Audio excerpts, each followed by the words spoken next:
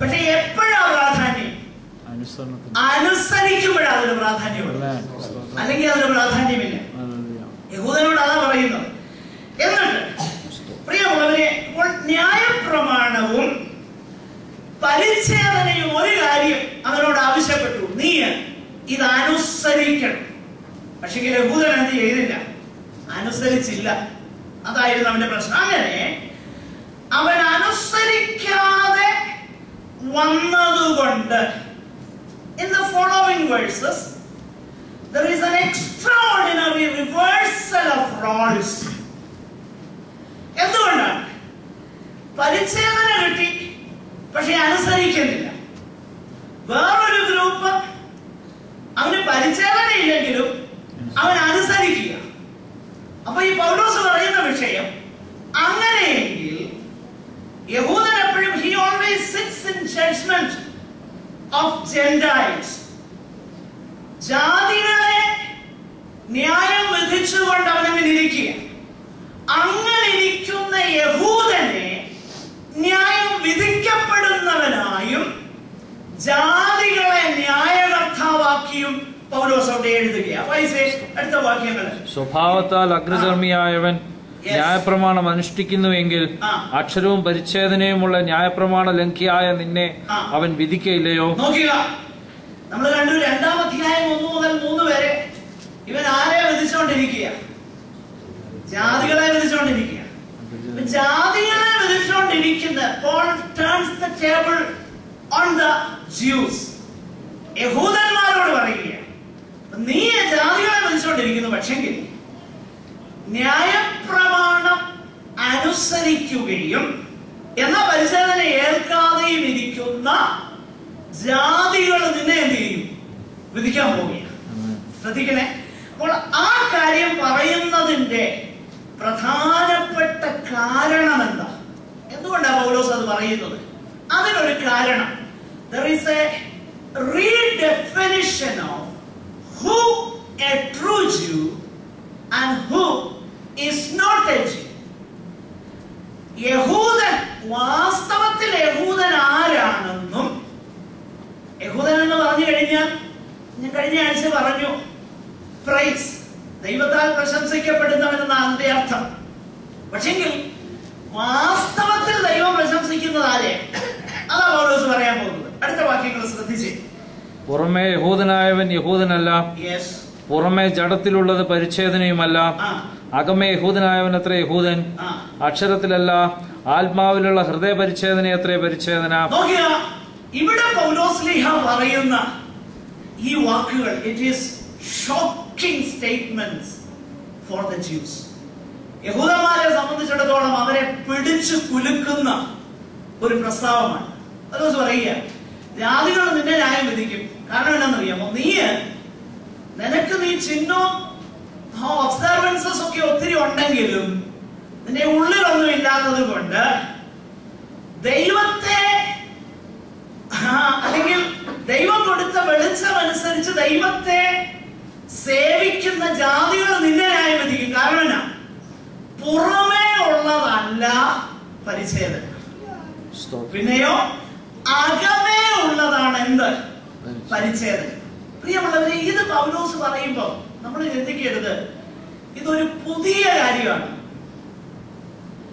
ഇത് പൗലോസ്ലീഹ വാസ്തവത്തിൽ പഴയ നിയമ തിരുവെഴുത്തുകളുടെ ഒരു റിഫ്ലക്ഷൻ ഇവിടെ കൊടുക്കുന്നത്. യഹൂദന്മാരോട് ഈ കാര്യം പറയുമ്പോൾ പൗലോസ് പുതിയ ഒരാശയം അവരോട് പറയുകയാണ്. അതുകൊണ്ടാണ് അനേക യഹൂദന്മാർ രക്ഷിക്കപ്പെട്ട് ദൈവമക്കളായി തീർന്നതിന്റെ കാരണം. കാരണം പഴയ നിയമ തിരുവെഴുത്തുകളിൽ ഈ കാര്യം ദൈവം തന്റെ ജനത്തോട് പറയുന്നുണ്ട്. ചില വാക്യങ്ങളൊന്ന് വായിക്കാം. ലേവ്യ പുസ്തകം 26:4 വായിക്കണം. ലേവ്യ പുസ്തകം 26-ാം അധ്യായം അതിന്റെ 4-ാം വാക്യം. അതിന്റെ 26-4. ഞാൻ തക്ക സമയത്ത് നിങ്ങൾക്ക് മഴ തരും, ഭൂമി വിളവ് തരും, ഭൂമിയിലുള്ള വൃക്ഷവും ഫലം തരും. അതിന്റെ 41-ാമത്തെ വാക്യം. ഞാനും അവർക്ക് വിരോധമായി നടന്ന അവരെ ശത്രുക്കളുടെ ദേശത്ത് വരുത്തിയതും ഏറ്റുപറയുകയും അവരുടെ പരിച്ഛേദനയില്ലാത്ത ഹൃദയം അപ്പോൾ താഴുകയും. ദൈവം അവരോട് പറയുക, പരിച്ഛേദനയില്ലാത്ത ഹൃദയം. ആവർത്തന പുസ്തകം 10:16 വായിച്ചേ. ആവർത്തനം 10:16.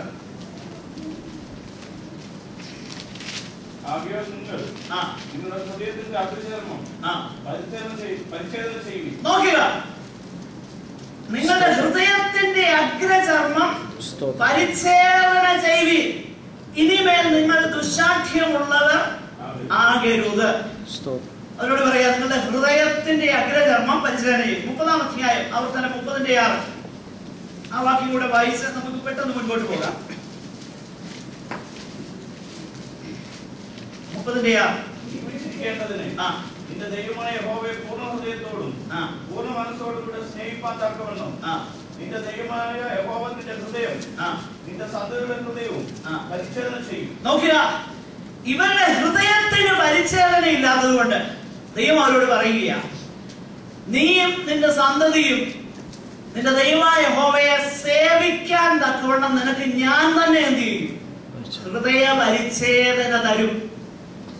യെരമ്യാവിന്റെ പ്രവചനത്തിൽ നമ്മൾ വായിക്കുന്നുണ്ട്, കല്ലായുള്ള ഹൃദയം നിങ്ങളിൽ നിന്ന് നീക്കിയിട്ട് മാംസളമാകുന്ന ഒരു ഹൃദയം നിങ്ങൾക്ക് തരും, എന്റെ ന്യായപ്രമാണത്തെ നിങ്ങളുടെ ഉള്ളിൽ എഴുതും.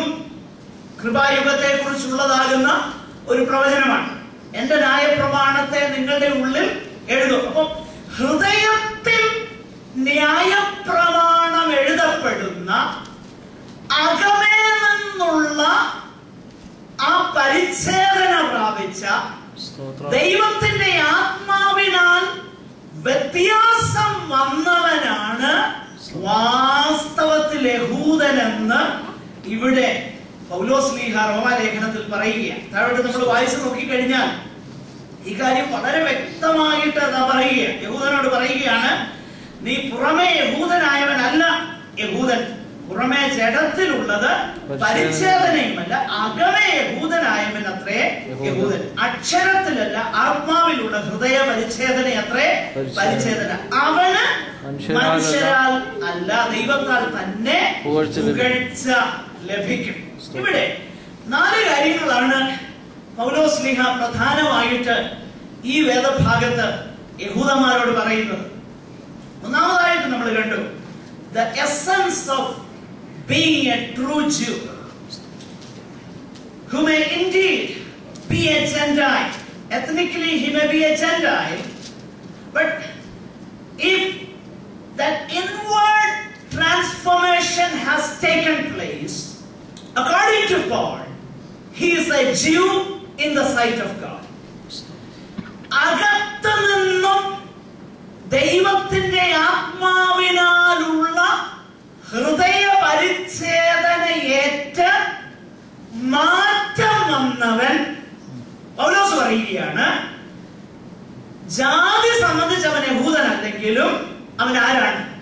ദൈവസന്നിധിയിൽ യഹൂദനാണ്. അപ്പോൾ ഒരു redefinition of who true Jews and Gentiles ആണ്. ജാതികൾ ആരാ, യഹൂദൻ ആരാ എന്നുള്ളതിന്റെ ഒരു റീഡെഫിനിഷൻ. ഒന്ന്, അകത്തു നിന്നുള്ളതും പുറത്തൊരു പക്ഷെ കാണാൻ കഴിയാത്തതുമാകുന്ന ഇൻവേർഡ് ആയിട്ടുള്ള, not outward and visible but inward and invisible, അതുള്ളവനാണ് ആര്? സാക്ഷാൽ യഹൂദൻ. 2, പരിച്ഛേദന എന്ന് പറഞ്ഞാൽ ജഡത്തിലുള്ളതല്ല പരിച്ഛേദന, പിന്നെയോ ഹൃദയത്തിലുള്ളതാ പരിച്ഛേദന. 2ാമത്തെ വിഷയം. 3ാമതായിട്ട് പൗലോസ് പറയുകയാണ്, അത് ന്യായപ്രമാണം കൊണ്ടല്ല നടക്കുന്നത്, പിന്നെയോ പരിശുദ്ധാത്മാവിനാലാണ് നടക്കുന്നത്. 3ാമത്തെ കാര്യം.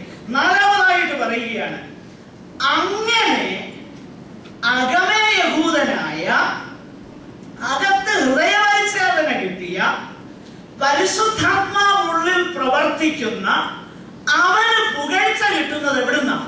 മനുഷ്യരിൽ നിന്നല്ല, ദൈവത്തിൽ നിന്നും. See, the whole thing is turned over. മുഴുവനായിട്ട് പൗലോസ്